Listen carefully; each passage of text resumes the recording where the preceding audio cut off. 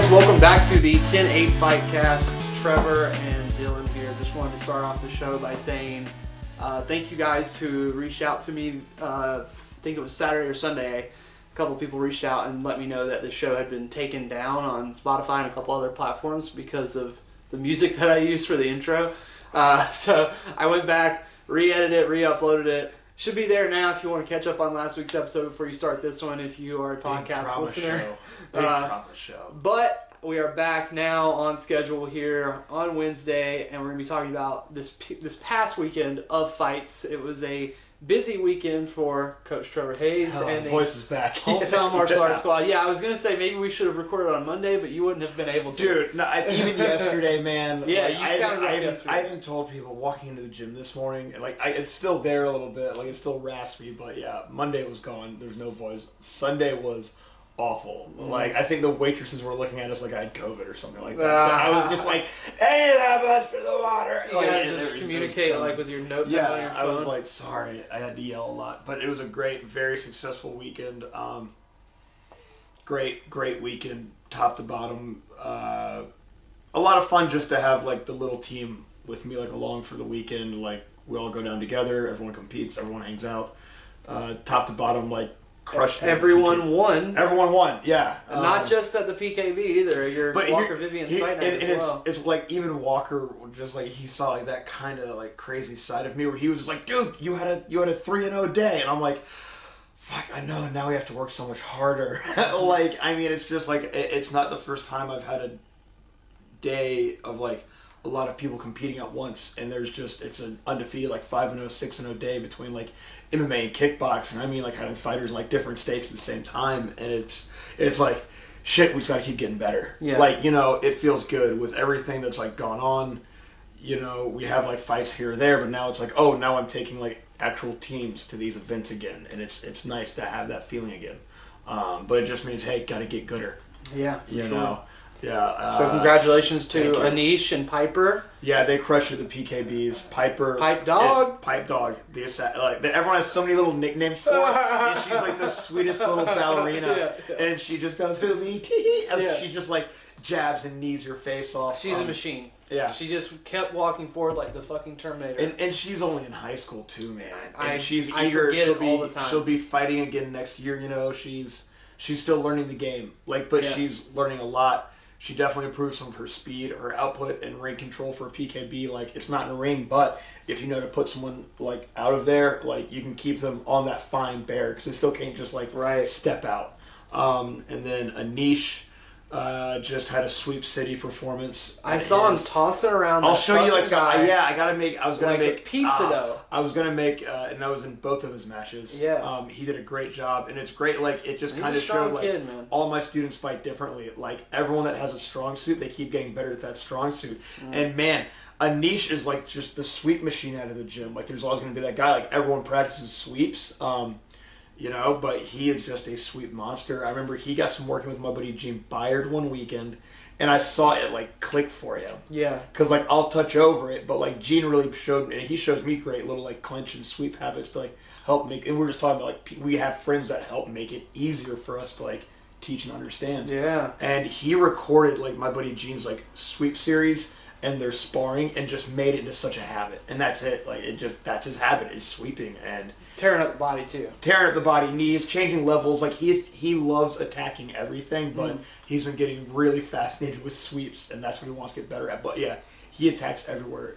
For someone that's trained only 2 years, he's 4-0 in full contact competition.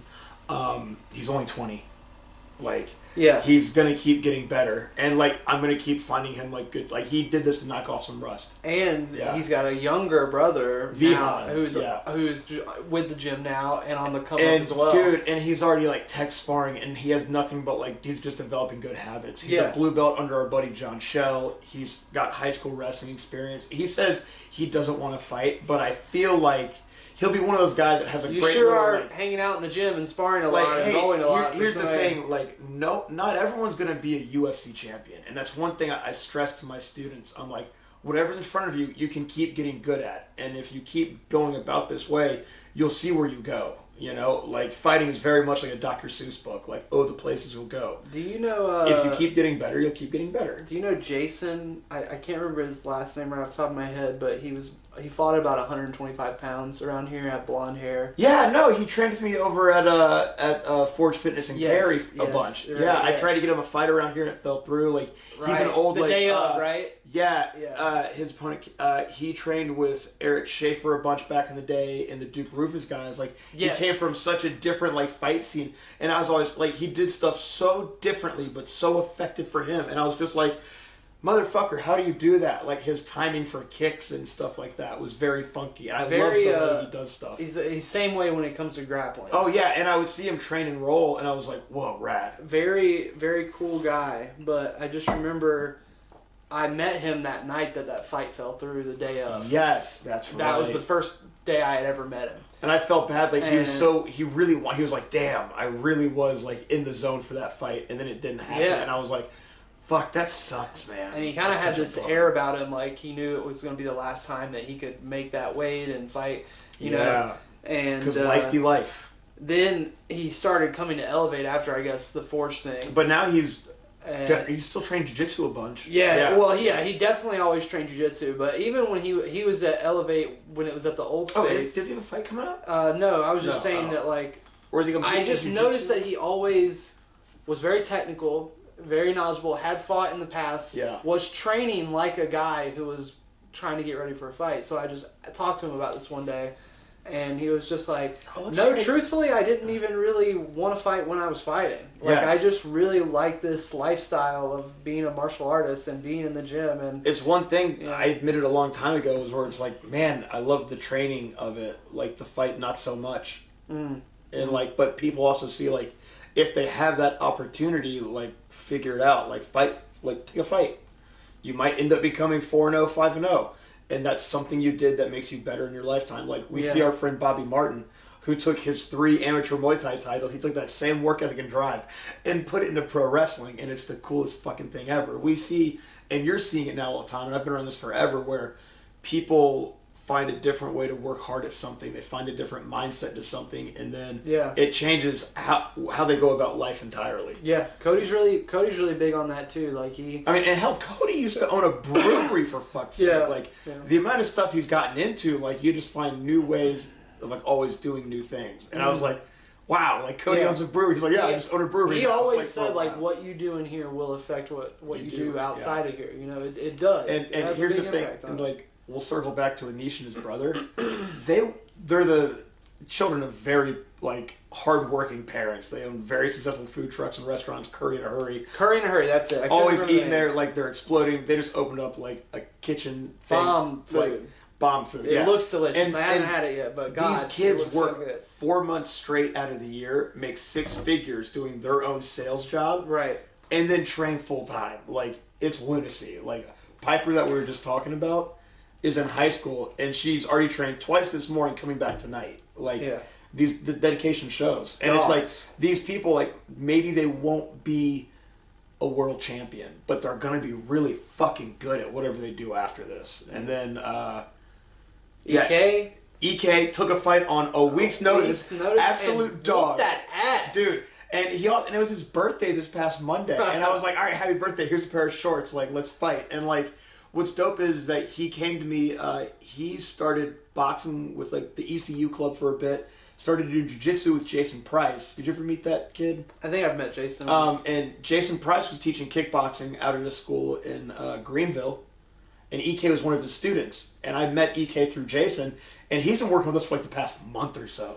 Yeah. Like, so it wasn't a camp. It was just him getting in the habit. Like, he just would spar guys like Trevor Loken and Anish and Hunter, who also fought, and Vic, and my guy like Q, and like all my fighters, and I'm like, oh, like he steps up to the level that's in front of him, like quick. And I was like, yo, dude, like, you want to do this, right? All right, here's an opportunity. You want to fight on like short notice? That's how you know a guy's all in. Yeah, and he's just like, and he's got just some great natural attributes. He's not only athletic, he's a great listener. I was about to say. And he's got great demeanor. And he's got the cradle of life, like Nigerian jackpot genetics. I was about to say. He's the most explosive vegetarian I've ever trained. I met him that night. I came to take pictures. Yeah. And I was like, bro, you're one of those guys, like the Jason Doulas, the Khalil Pettifords, God, what's the kid from Indian Land? That Dylan Nelson's. Yeah.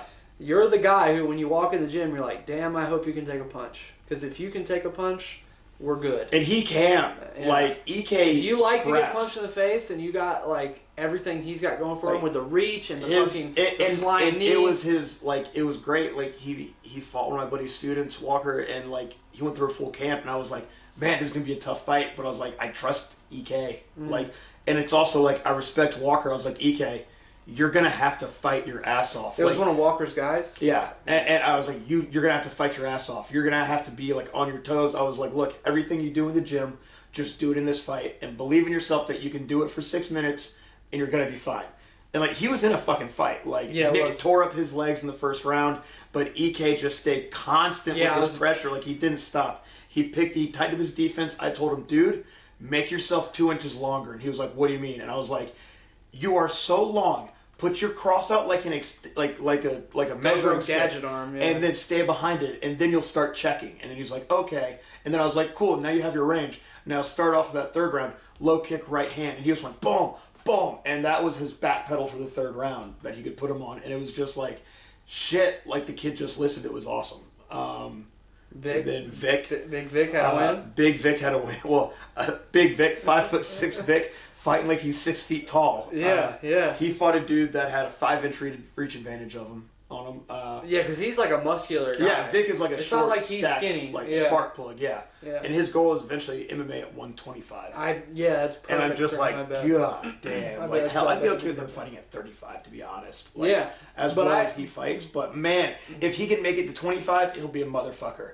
Yeah. If he just sticks to 35, I think that he can still go pro in a couple years, kind of thing. Like, not to gush on us more, but like he has a lot of great attributes naturally, and coach too, right? Was he not a coach? No, he is. He's the boxing coach over at Knuckle Up, right? Yes. And he just used his range and pressure, head movement, and angles to shut down this dude's height, and I was like, oh yeah, everything you sent me. Like when I saw that, I was just like, oh, dope. Like, it's time to start getting you into, like, a lot more focused on grappling. And because, like, you are understanding fighting well now when you only need, like, a fraction of this volume on the feet for MMA. Yeah. For, like, what he can put out. And I'm like, that's perfect. Like, he was hitting jabs to the body. He didn't worry about head hunting. Everything was, like, a low kick to the body to head. Would he still, like, mix up? Like, he would fill the space, the air at the head, still chop the leg, and then mix up every time he went in. And he got a standing 8 count in the second round for just chopping the dude's leg out so many times, like kicked the guy's legs out a couple times and just neutralized the range. And I love seeing that. Like, and I was giving that same, we were talking about Spencer, I gave him the same thing. I was like, dude, the legs and body are going to be in front of you. Don't worry about the head. Like, be okay going here. Yeah. And then these aren't so bad now. Everything like, you sent me from that fight in. and all the footage I saw, Vic was just moving forward. Fucking head movement was on point constantly. You could tell that had an answer for everything. He does that drill, the rope drill. Like he had that perfect line movement. So he's and at the same time, I show a lot of my guys it's a spider web net to do head movement under. And he was like, oh shit, I'm like, it's unpredictable and it keeps you honest, especially if you move a lot. Like you don't want to clothesline yourself. Dude, and feel like an idiot. Imagine watching somebody do that drill, but instead of just one rope diagonally, it's like a literal spider web. No, that's literally how we tie it up. Have you seen me do it? No, I've only seen it in a boxing gym, corner to corner with the rope. And no. Like I'll spend like 30 fucking minutes setting it up. Like it's something I saw someone do a long time ago, and I just went, well, that makes fucking sense. And so I run several ropes across, and then I run it back through, so it's almost like an actual spider's web. So everywhere you step, you have to go somewhere. That's a good idea. I'm very big about setting up. All my coaching is kind of just like, here's a bunch of Legos. How are you gonna build this to climb over this wall? Like, here's stuff to work with. I like to put stuff in front of my guys. Like, hell, we put noodles in the fences all the time, and I make them warm up with head movement drills and shit. Like, it's like, if you make it a habit, you can do it. And then other habits, Hunter and his fight. Like, I just wanted him to do one goddamn thing to try and get the fight over. It was a clean-cut decision. It was perfect. And I was having to slap him going into the fucking third round. He's like, wake me up. And I'm like, all right. Like, you to wake the fuck up. And like, that's how we communicate. Like, if your student says slap him, you slap him. And Hunter only with consent, fellas. Only with consent, guys. Yeah, I don't know. Some people frown on it, but Hunter and I were like laughing about it. Like Right. I did an interview with Jessica Walker afterwards. She's like, "Why do you guys do that?" And Hunter's like, "It wakes me the fuck up. Like I need to get slapped. Like it happens." Like he cut a little bit more weight than he disclosed to me on Friday, and he said he was nervous about pulling the trigger for like that follow up, but he did everything perfectly. Like he has such a tight defense. Did I show you his full fight yet? Yeah. Yeah. Yeah, like the way he just measures in behind that tight guard, and because he is so fast, like he's got a not exactly wicked, common for a karate guy either. That's but like it's something that we had to drill in. Yeah. Where like he came from an MMA background, a karate to MMA, and when you go from that into pure striking, it's a totally different volume, and that's what throws a lot of people off. Like that heavy volume cadence that can come from unified kickboxing if it's a good boxer. It's still a volume that you didn't see in Muay Thai, but I make my guys push that because it's a problem to deal with. But yeah, Hunter's tight guard is something that we've been working on since the day that I met him. I was like, if you're going to be able to work your way in and maximize your kicks, you have to not give a fuck about people's punches. And he doesn't. Like, as I make my guys drill from the I don't give a fuck range of, you're throwing kicks on the outside, they can always land, and you're always at the end of the person's punches. But if you don't make a mistake, you're okay. If you're sloppy with your defense, you get hit. If you're very defensive minded when you're attacking your kicks out at range, then you're going to be okay. And that's why he would just rip that kick to the leg and the body to interrupt. He was finding the head kick over and over. You even saw in the hands, like Seth Prince had amazing output. I was like, Seth, how can you not get knocked down? He's like, I don't know. And the kid was just like all like giggly and hanging out afterwards. He and Hunter are now friends, and I'm just like, I mean, I like even more Seth. Yeah. Like, and I was telling Hunter, I was like, he shouldn't be even getting where, like, he shouldn't be touching you, and he wasn't. But I was like, you should be shutting him down sooner than that. But Hunter did a great job of counter-striking on the feet. Yeah, definitely. Every time that like Seth would start something, you saw like Hunter, and he was explaining it to Jackson this morning, he's always with that hard guard. It's not stuck. He moves with it, and he stays inside, and he just looks at you through this itty-bitty fucking peephole. That's all he needs. And that's all you need. Yeah, and it's just... And he's got one eye, so he's gonna like periscope it in. It's like, cool. He's a southpaw, so he keeps the angle, so he finds hunting for Red October. Shots. Yeah, like you saw, but he would go like, "There's the opening, boom. Okay, now we're over here, kick." And it was just a perfect like offensive defense. Yeah, when he fought at Fight For, and even when his foot was injured, he was still he uses hands. Yeah, counter striking expertly. And I knew going into that fight, his foot was fucked up. Yeah, I was like, that's fine. Like if the problem that's on the surface, like we can deal with it. Just day of weigh-ins are like tricky. You gotta like manage that just right. So, yeah. He made weight no problem, but he like ended up cutting more weight on Friday and didn't tell me. I was like, dude, you gotta disclose that. Just gotta disclose it. Yeah. Did you see any of the fights on ONE FC? That was the one on Friday, right? Yes, I did. Did you watch the Anissa Mickenson fight? That one was my favorite. I watched I know I started to get tired after like the Stamp Fairtex fight, I think. I watched the Murat Gregorian kickboxing match, but the Anissa Mickenson fight. The Dutch kickboxer now fighting in small glove Muay Thai. Against Stamp. She should fight Stamp. But her next fight is going to be against Stamp. Her next fight is going to be a mixed, and I'm interested about that because our homie Andy was supposed to fight Anissa in an MMA fight. So she has been doing MMA for a while now. Like she said, she's been grappling for a couple years, which is like same background as Stamp. Like Stamp is still newer to grappling, but she comes from a great gym that trains it very well. But I loved Anissa's kickboxing for Muay Thai. Like the way she would punch in to find elbows and even use her punches to help defend the clinch. And everything she did was offline. That girl that she fought had a ton of Muay Thai experience, but definitely tried to enter the clinch straight on. And she couldn't really just get a hold of Anissa because Anissa was always offline. And once that girl did step in and she was like, oh, I have the elbow here, elbow here. It was very Dutch Muay Thai that you would see from... Mickenson. No, not Mickenson. Oh, her opponent. No, it's... reminiscent of the original Dutch kickboxer, fucking the Diamond. Man, I hate having brain damage.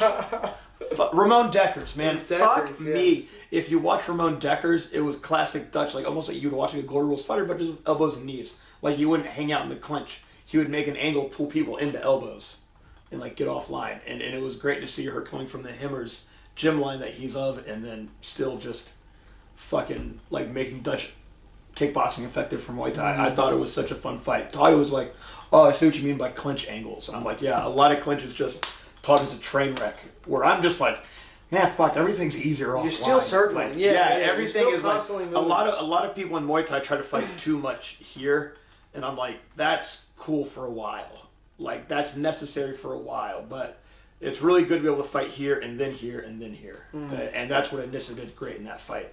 She kind of just ran circles around that girl the whole time. Ton of fun. And then yeah, Stamp looked better than ever. Stamp looked better than ever. Yeah, super fucking good. And one thing that was really interesting to me about that fight was that she almost seemed like she was trying to make a statement with the grappling. Yeah. Like she kept going back to the grappling even when it was clear that that was her opponent's like only hope of winning was the grappling. She kept entertaining it. She had the girls back for a really long time, like 3+ minutes at one point.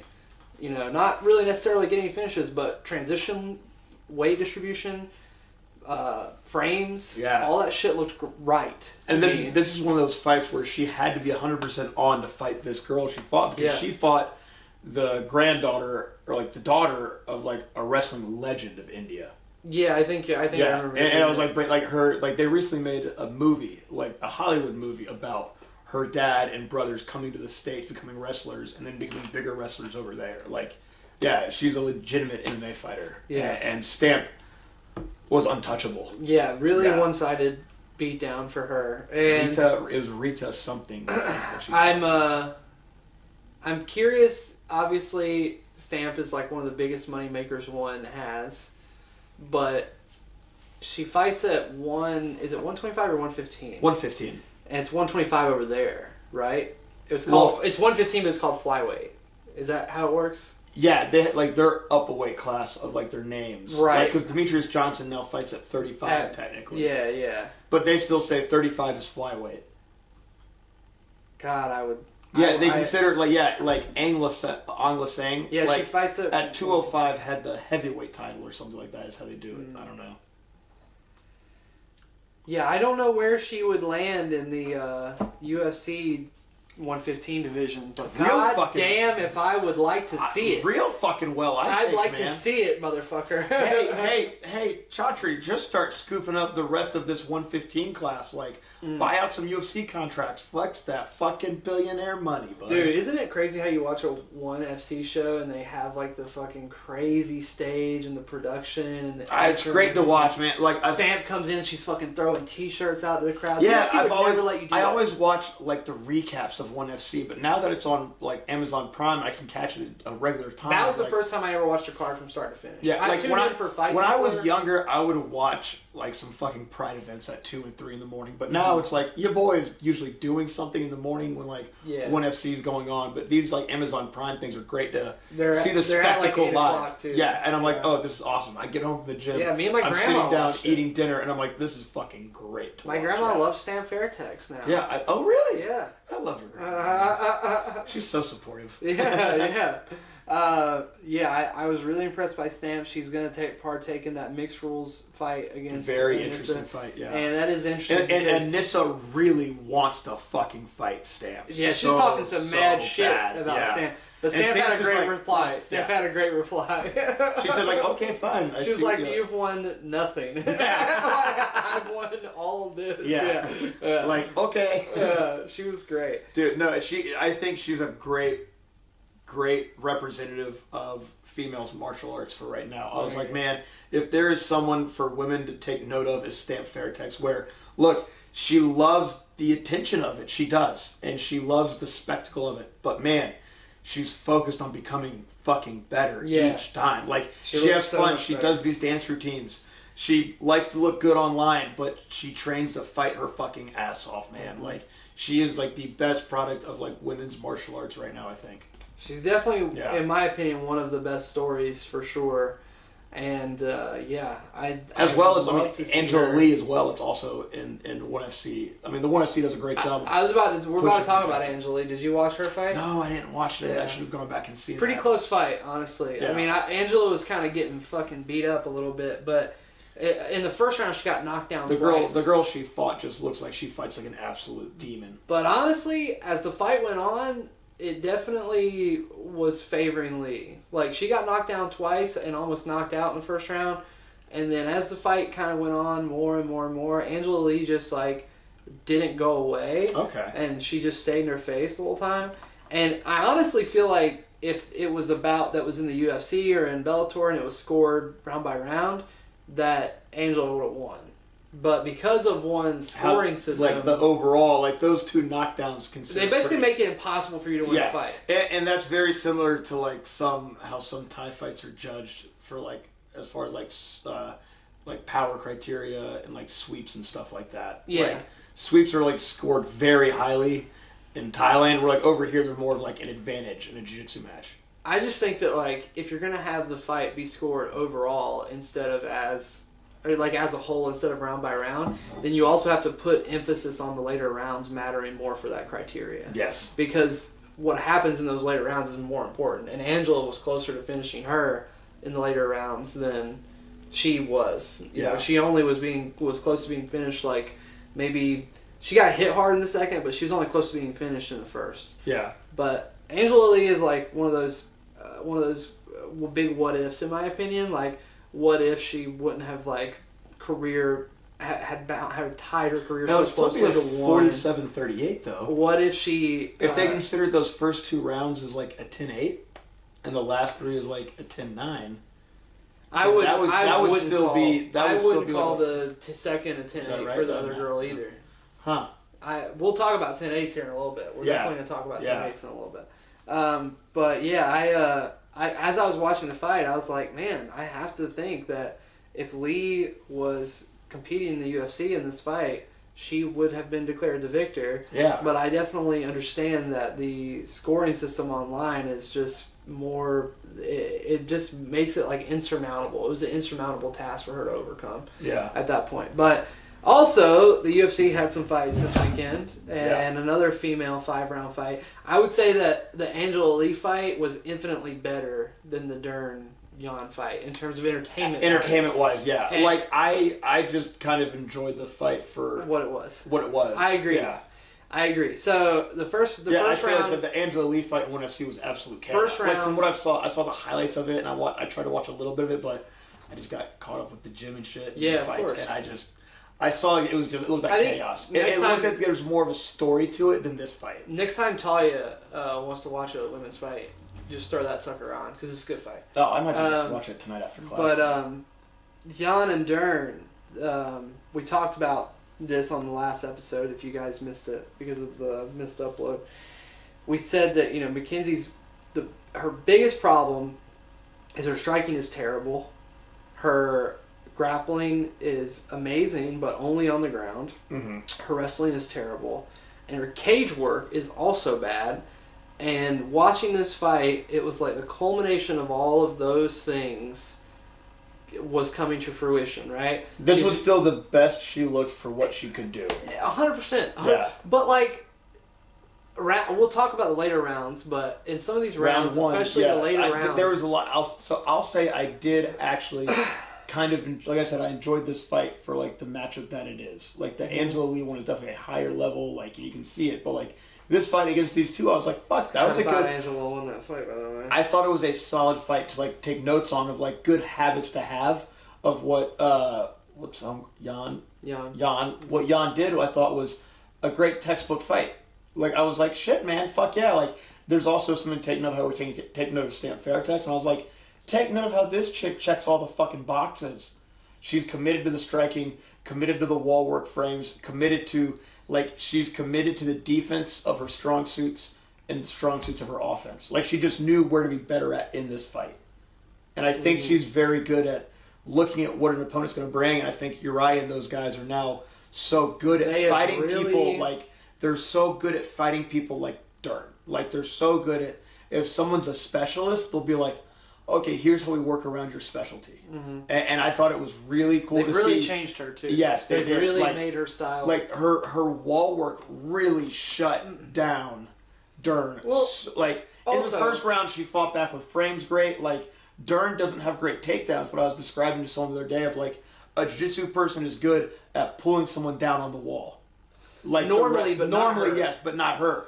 But you also saw how Jan kept those frames between and control of her hips, and she used, like, wrestlers have a great job of being hard to be taken down on the wall. Like, you're starting to see, like, this shift of, like, wrestling for MMA. Like, if you're a high-level Bo Nickel, you can get a takedown in the middle.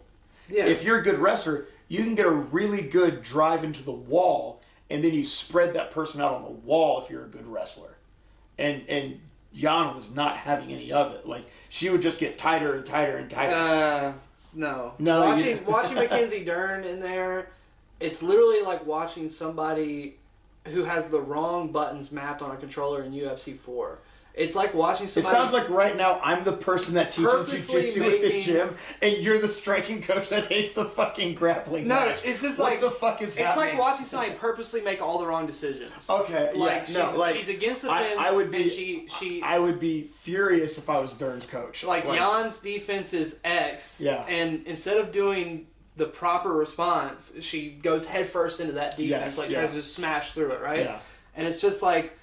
I understand who her father is, and he's famous for this, like, smash and bash jiu-jitsu, fuck your world jiu-jitsu. But it's like, she's a fucking 120-pound girl. Like, you can't just power through people that are the same size as you at this level, in MMA. I think that she was kind of a weight bully in jiu-jitsu, and that caught up to her when the weight requirements were a lot stricter for MMA. And you're getting punched in the face. And you're getting punched in the face, obviously. Yeah. And it's not that it's just that the flyweight division is in such a way where it's like, if she can get the fight to the ground, and she even pulled guard a couple times in this fight, and I wanted to say, I was borderline goddamn impressed that she could hop to her butt and have such a good guard that person goes, fuck this, fuck this, fuck this, backs themselves into the cage, and then she goes, oh cool, and then pulls them into the ground, and then she sits up for that single leg. I want to talk about, like, the second round. Like, that second round was amazing to watch. I thought I had so much fun watching her transitions and, like, Jan's defense of, like, trying to answer the phone, then kicking her leg up to still pull away and everything. And I was like, God damn, what a good second round. You're watching the... After that, it became very exciting. One of the worst, like, fighters in the world, and then suddenly their back touches the ground and they become fucking world champion. Yeah. And that's like what it is. I'll say, like, Dern had a fantastic first and second. Like, the first round was... The first round was the worst round. You thought so? In terms of like how bad she got beat up. Right. She responded well. She responded, like, I'll say, for what was happening to her, that's the most complete mixed... Kind of sad, but, like, that's the most complete she's looked at mixed martial arts yet. I agree. She only is getting better. Second round looked like, holy shit, Mackenzie Dern is a fucking problem. And then third, fourth, and fifth was, god damn, Jan just built her defense and offense into a brick wall that she just couldn't get past. The fifth was very one-sided. Yeah. The fifth was very one-sided for Dern. Yes. And this is where it gets interesting because... You were talking about her digging into the gloves. Yeah, we'll talk about that. I saw it like a couple times. That's beside the point. The main point of the scoring in this fight is, does 4 minutes and 20 seconds plus of back control and 100 unanswered strikes before a sweep happens or Jan stands back up right at the end, if that doesn't constitute a 10-8, right? What the fuck does? And man, then I didn't watch. Like, I just sat down and watched this fight, and I was just watching stuff take place. Like, I was so goddamn tired of watching this fight, but I was like, this is a nice fight. Like, I think I was so, like, burnt out. Like, Dern's best rounds were the second and the fifth. Second and fifth. I think that there's no argument that she won any of those other 3 rounds. Right. But she definitely won the 5th. Yeah, and you think that could have been a 10-8? I think it should have been a 10-8. Interesting. Because you're talking about multiple attempted finishes. You're talking about 100 strikes from the top position. And you're talking about the most dominant position in MMA. The most fight-ending position. Yeah. And it goes back to what we were talking about with the Feely Aljo fight. Where that super close armbar at the very end, and that was a nail-biter. And that's where my real complaints lie. So... you're right. I'm now realizing how one-sided that last. If you score the 5th round as a 10-8, the second round's pretty fucking close to a 10-8 too, because it's almost the same I'll round. say this: I was kind of sitting there watching like how Jan's dealing with it more than like what Dern is doing. I'll say that. Like I was kind of just like because you're in that perspective of like, oh, this girl's about to win this fight, but she's in the worst position possible. Exactly, and I was sitting there just watching Jan survive, and I was like, holy fucking shit, like she's doing everything right that you can do within the legal limits of MMA. And it was like that holding the gloves, like where it's like I could see her holding her hands like over the glove opening, and like that person's hand is stuck, and it creates like the most obnoxious fucking stalemate. You need to go back and watch this fifth round again. All right, I'll get a bigger. It all TV starts with the takedown. It all starts from the takedown. The takedown is the first controversial. I think I saw 2 times that her fingers were inside. Mackenzie reaches for wrist control, and as her hand slip, her fingers go inside the glove. Keith immediately warns her. Yeah. Keith immediately is like, get your fingers out of the glove, but the takedown's already happened. So Mackenzie's now on top, in a position to like, potentially finish the fight. As soon as Mackenzie climbs to the back and starts threatening to choke, Jan goes inside the gloves. And not only inside the gloves in the palm, which is the most common one, she went finger to finger inside the glove. I didn't catch from rear naked. It's like the camera's right on them. So that's like really, So Jan's going like this on a rear naked choke defense as Mackenzie's hands are coming up. Her hands are going down into the fingers of the glove. And it's like literally, you're not going anywhere. You're not going anywhere. So like Mackenzie's just looking at Keith like, hello? And the whole time she's doing this, she's trying to transition to an armbar. So it's like you're fighting the defense. You can't defend against this because you can't grab people by their fingers. I totally missed that finger grab. And then you're also trying to roll the bitch over into an armbar while looking at Keith Peterson and asking him nicely, can you do your job?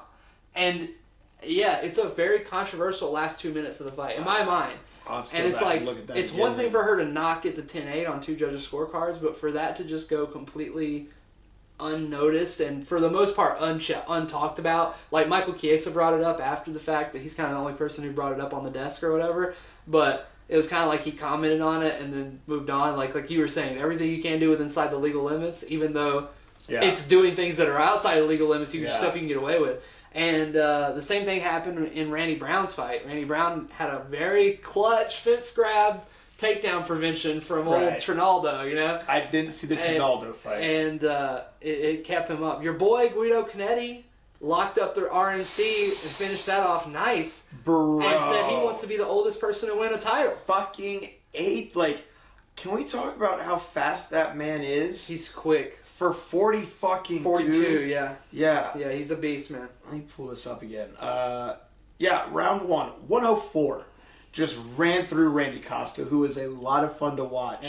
Legit guy. And fast. Very fast person. And to see, like, they looked like a Dragon Ball Z fight a little bit with how fast they would dart after each other for, like, Guido going in for the takedown and Costa trying to, like, jump away from him. It was like watching a National Geographic rabbit versus a hawk kind of thing. How fast they were moving. And to see Guido latch that on, dude, like, fuck yeah, man. Give him some more tough fights. After seeing that, like, that dude has the perfect old man genetics somehow. Yeah, like, he is so legit. Boy, buddy, our times are changing, man. And we used to think that 40 total was like the end of the road. Like when I was a kid, I'd be like 35. That looks horrible. Like here he comes, the oldest player in the league. Yeah, 35 years old, a walking miracle. And now I'm like, you know what? I can see why. But you know what? There's a lot of people doing a lot of dope shit. Like even Derek Brunson had his best years at like 38, 39 recently. I agree. Yeah. His prime run was at the tail end of his career. Martial arts people, it's about the long run, not the short run. Speaking of the runs being over, Kevin Holland's retirement run is over. He was retired for 4 days, and now he's fighting Wonder Boy. Fucking here for it, though, for that matchup. But I think the UFC listened where he was like, man, I just want to fight strikers. Can you, like, he's like, I don't think he gives a shit about the world title. I think the UFC just has someone that's entertaining that people like, and he wants to be an entertaining fight. Yeah, it's kind of weird how the UFC kind of got away from that at the mid-level, but they're still doing that at the top level. They're still making matchups for the sake of like entertainment value at the highest level, like Conor getting Khabib when he came back, or this Dustin Chandler fight. Yeah, pointless fight, but like it's fun. But fuck like, yeah, fuck yeah. But they stopped kind of doing it for the mid-level guys that they knew like were entertaining. Like there's certain guys that just always bring a fight and are always going to have a job with the UFC because of that. Like they're just fun to watch. And he's one of those guys. Just because he also happens to be one of the best in the world at that weight class doesn't necessarily mean he's in pursuit of the 185. He wants a paycheck. He wants to make a living off of this. Exactly. Yeah, and highlight reels too. I mean, honestly, you could book him versus Joaquin Buckley every weekend for the next 8 years, and I would watch it every weekend. Yeah. Like because they would still talk more and more shit to each other. Yeah, exactly. All right, man. Is there anything else you want to say before we get out of here?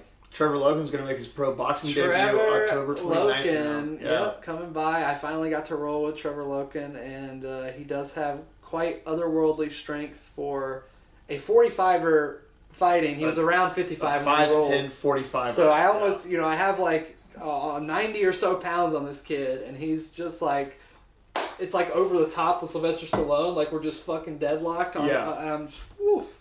Yeah, he's a really, really fucking strong kid. I'm excited to see what he can do in a boxing he was match. supposed to make his pro debut this weekend. He's coming by tonight, and I told him, I was Speaking like, of Derek, if you're going to take this, then, dude, at least just I like the matchup. Like, it's another guy making a boxing debut, has some boxing experience, but I was like, okay, like, I think Trevor just has enough dog in him that I was like, he'll be okay. Like, is Trevor looking to become like a lifelong pro boxer? No. Probably not. Do I think that he's about to knock someone the fuck out? Probably. Most likely. He's got a good track record of it. Like, he's just got such a chin, such hands. Like, that doesn't take you far in boxing. But, like, for this, I'm like, a little bit of fine-tuning, a little more head movement. He'll be fine. Yeah. All right, guys. Next week, we will be back to talk about Islam Makhachev taking on Charles Oliveira and all the other incredible fights that are going to be happening on that card. I'm so excited for that one. I think this weekend we'll be doing a little movie screening at Hometown MMA. Just a little bit of Hainsies. So maybe if you stay locked into our YouTube channel, you'll get to see some footage from that. Otherwise, guys... Some young people reacts. Yeah, until you see us again, Yeah. Enjoy yourselves and the fight.